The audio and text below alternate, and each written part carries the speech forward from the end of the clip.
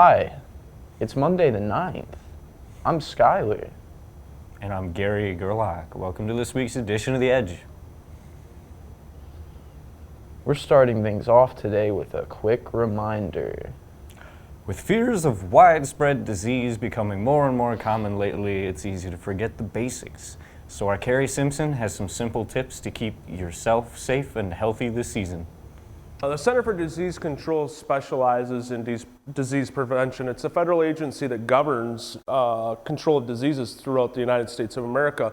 And their number one thing is hand washing. At least 30 seconds, vigorous, with an antibacterial soap. Right now, we are showing you how long you should wash your hands.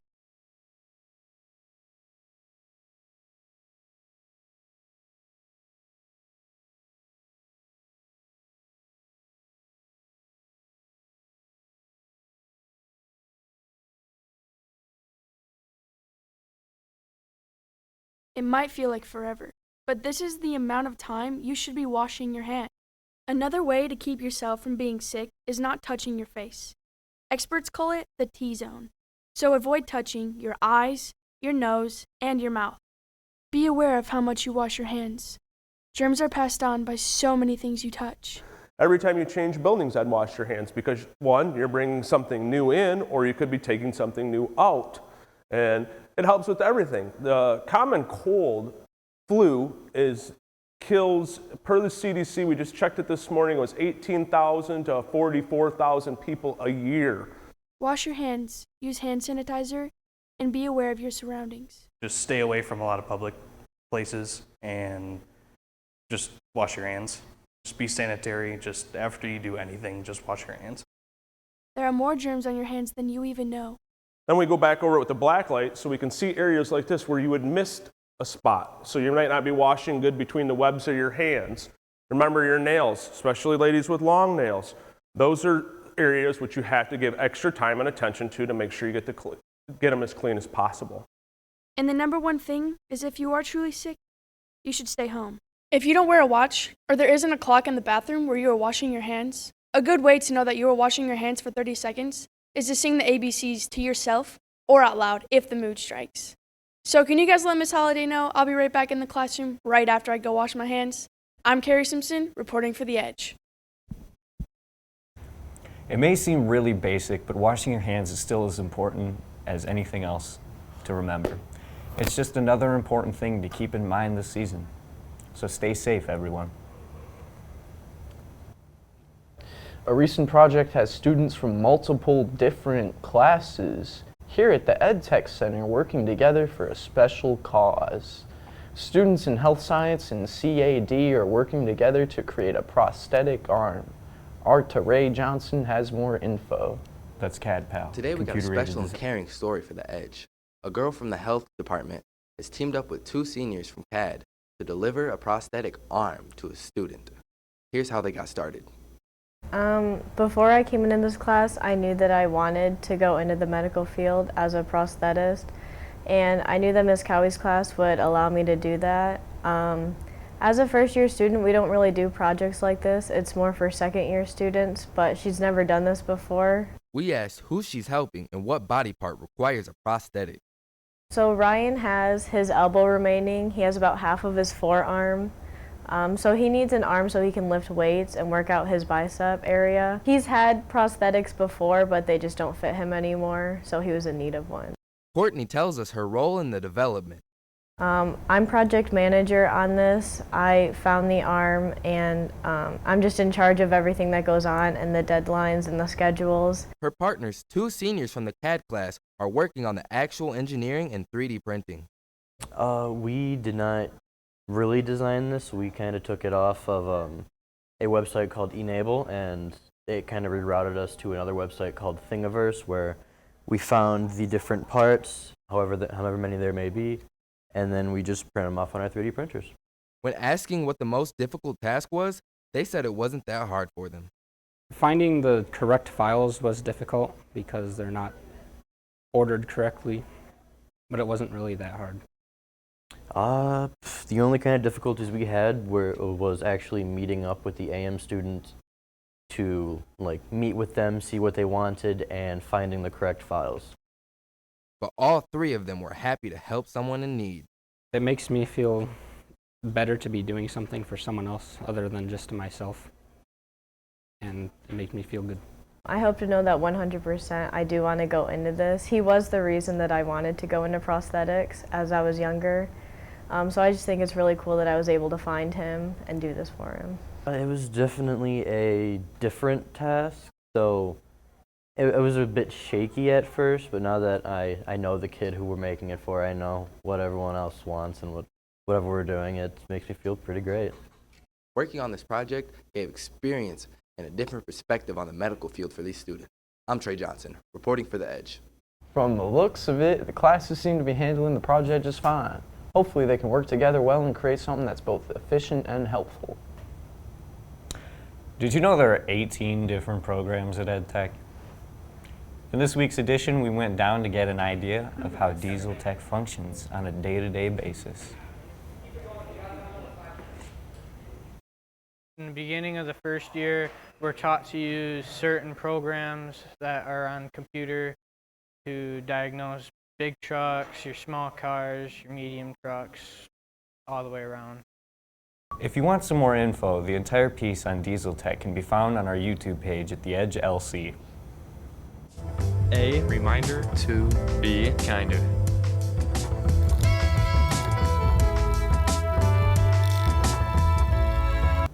Up next, we're taking things to the next level with this week's edition of the Kindness Collective. You probably already noticed our March festivities, but if you haven't, that's all the more reason to see this next segment. It's March, which means winter is wrapping up and a new season is starting. So we here at The Edge intend to start the season off right with a challenge of kindness. I think it'd be a good way to get closer to everyone that I go to this school with and all the teachers and everything. I think a kindness challenge would actually be really good for the school. I think a kindness challenge would be pretty good.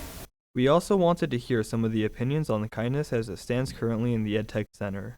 I know a lot of nice people in the careers in ed class, and they're all really close to each other. I feel like they do a good job. I actually think I'm a very kind person. I could probably be kinder, but I would consider myself a kind person. I think we have a pretty nice class, so our chances wouldn't be terrible. The challenge has already started and is currently ongoing, and students are responding. So far, I think we should be kind to everybody every day, but I feel like doing it as competition makes people more kind in a way. I like the kindness challenge. I think that it's a way for all of us to be closer together instead of just being in our classrooms as a little family. I've smiled to mostly everybody that I've seen. I've complimented everybody. So far, I've participated by giving out fruit snacks and smiling to people in the hallways and talking about little charities. No, nobody smiled back at me. A year-long kindness challenge. Well, that definitely would be a challenge because not everybody has good days. But if you tried to be kind every day, I feel like you'd be a happier person, more outgoing. I think that would be a good idea. Challenge yourself. Like I said, I'm going against agriscience, and they're going down because we almost got our whole, what is it, the little paper thing? We almost have the whole paper thing filled up. Really? Not to brag, but. If you haven't been participating and would like to, there's still a lot of time left. The March Kindness Madness Challenge continues on all the way until the end of the month. For more info on it, check the calendars by the vending machines next to marketing. Good luck to everyone out there participating. We all know you'll do great. Remember to stay kind, EdTech. Coming up after the break, there are new additions in agriscience. We're paying a visit to the new four-legged friends in the barn for agriscience. Welcome to the world of digital media arts. Here in DMA, there are all kinds of unique students wanting to pursue their dreams in the digital world. Some skills you learn in this class are photography, videography, cinematography, and the use of different techniques and applications. From being in the studio to creating on the computers, many students here go out and use their skills they learn in class to bring their creativity to life. You know what I really love? Animals, man. Animals are cool. We're filming the news. Oh, yeah. That's what I'm talking about, man. Agriscience has recently delivered some new baby animals. Our Jaden Newville gives us a closer look. EdTech has some new additions, and not just the news kind. Agriscience has been a little busy this winter. Little pitter-patters can be heard from the barn. So we have had a lot of babies recently. They were all due at the same time. We have had baby sheep, goats, and 2 litters of piglets. So we've actually had 3 sets of twins for the lambs and 2 sets of twins of goat kids. Humans can transfer a lot of diseases, whether you touch them, it can be airborne, it can be on your clothes. So it's important that we take biosecurity. We keep that as a high priority. We walk across a mat that kind of bleaches your shoes, and it kind of prevents anything from coming in on your feet. And then we also make sure that we have the students wash and sanitize their hands before they go in with the animals. Due to possible diseases that could harm the animals, access is limited. However, we were an exception. So when we're taking care of the mothers, we always make sure they're on a certain feed ration to kind of help get a lot of nutrition in their body, lots of energy in their body, so when they have that calf, they're not underweight. If the weight of the mothers isn't monitored, the babies could be too big or too small. We're kept here for breeding purposes, so we'll actually keep the babies here in the animal center, and in the next season we'll breed them for more babies. Many of the animals are shown at the Eastern Michigan State Fair, while others are sold and processed for consumption. Sometimes we'll sell that meat, but most of the time we donate that to Project Hope, which Hope stands for Helping Other People Eat. So we've been really blessed to have an awesome community that supports us and our program, and we want to give back to our community by donating that meat to the Stone Soup Food Bank and providing meat for families in need. Good luck to all the parents and their caretakers. I'm Jaden Newville reporting for The Edge. Because the animals are so young now, it's Gross. difficult to actually get to see them because of the risk of spreading diseases to them. I got to visit them though, and yes, they are as cute as they look. Hopefully the animals can grow up to be healthy and strong. Thanks for watching this week's edition of The Edge. Be sure to follow us on all of our The social Center for media. Disease Control specializes. Edge LC. Stay saucy.